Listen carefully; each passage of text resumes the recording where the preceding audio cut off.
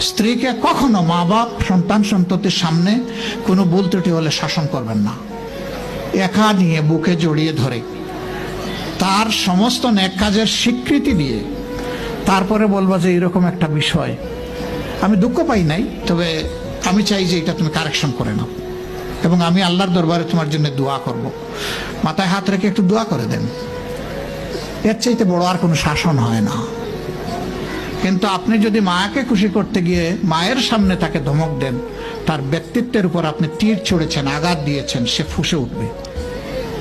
সে বলবে সব উজাড় করে তোমার এই সংসারে দিলাম, আজকে তুমিই না আমাকে এইভাবে বেইজ্জত করলে।